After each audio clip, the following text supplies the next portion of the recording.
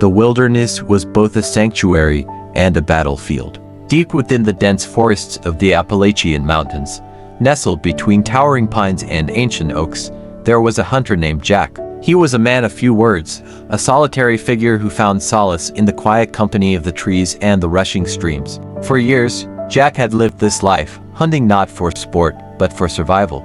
His cabin, tucked away far from civilization, was his home and the forest his world. Jack had learned the ways of the wild from his father, a man who had passed down the skills of tracking, trapping, and survival. His father's lessons were etched in his mind like a map, guiding him through the dense foliage of the forest.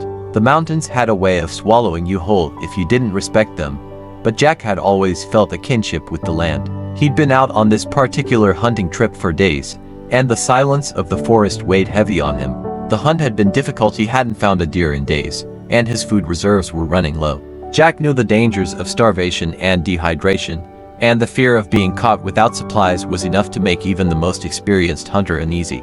With his rifle slung across his back, Jack ventured deeper into the woods, eyes sharp and ears listening for any sign of movement. His every step was calculated, his senses alert for the slightest rustle in the underbrush. The sun had just begun to set, casting long shadows over the forest floor.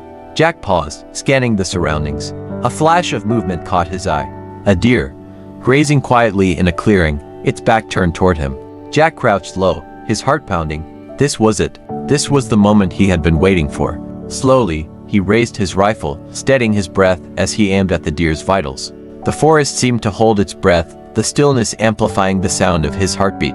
He was just about to pull the trigger when something unexpected happened. A loud crack echoed through the forest, and the deer jerked its head up, its ears twitching.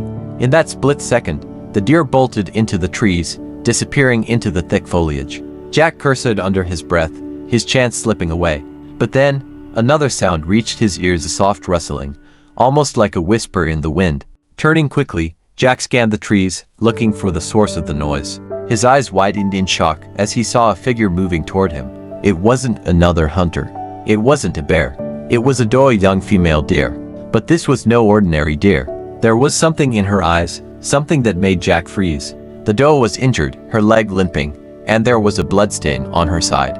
For a moment, Jack hesitated. He could feel the pull of his instincts, the hunter's instinct to finish the job. But there was something about the doe's vulnerability, her quiet grace, that made him pause. As she moved closer, Jack noticed something even more strange. She was not running from him. She wasn't afraid.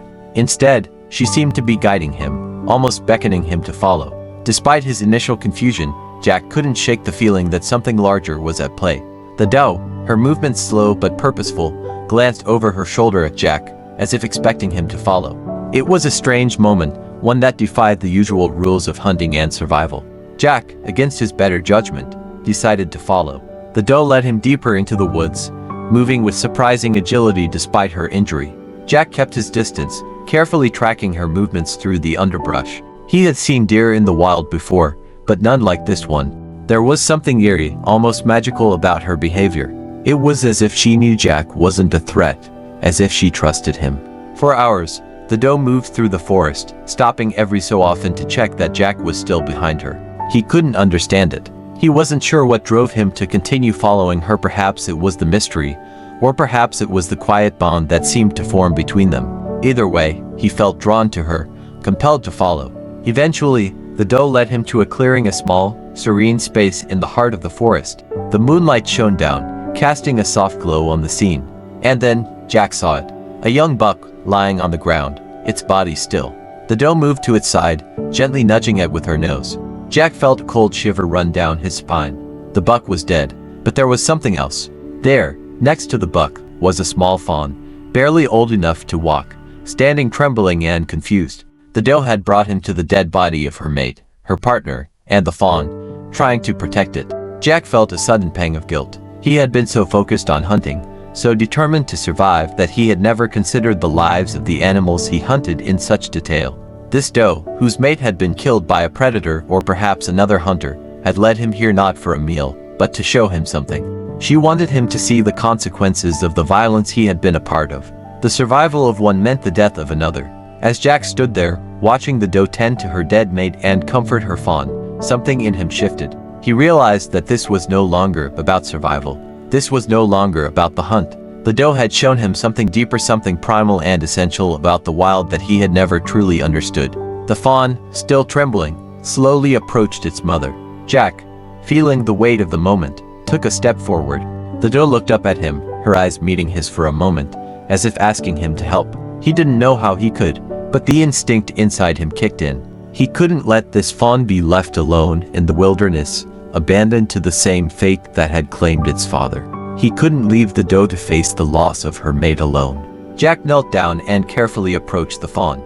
The doe watched him, her expression wary but trusting. He gently placed his hand on the fawn's back, reassuring it with his touch. To his surprise, the fawn didn't shy away.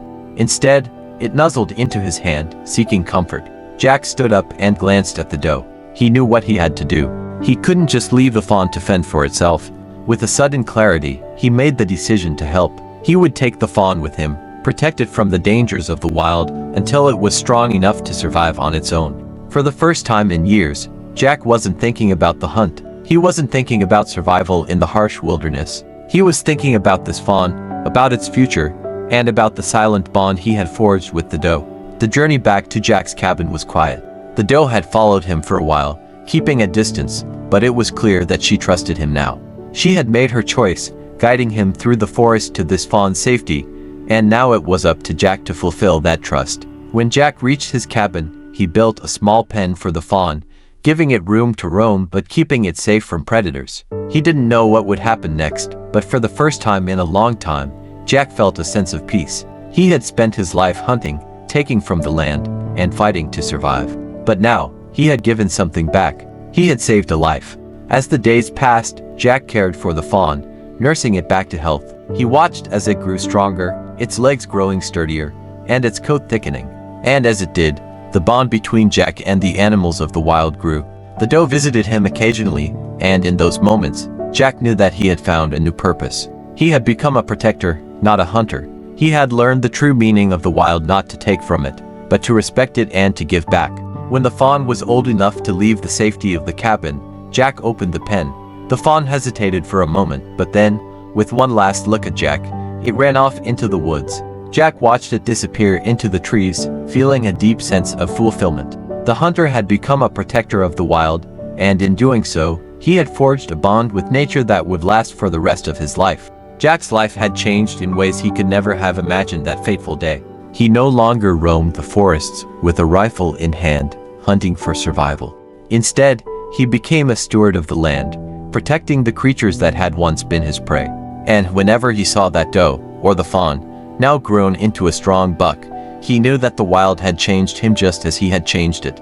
And in the quiet moments, when the sun dipped behind the trees and the forest was still, Jack could hear the call of the wild, echoing in his heart, reminding him that sometimes the greatest act of survival is learning to protect the life around you.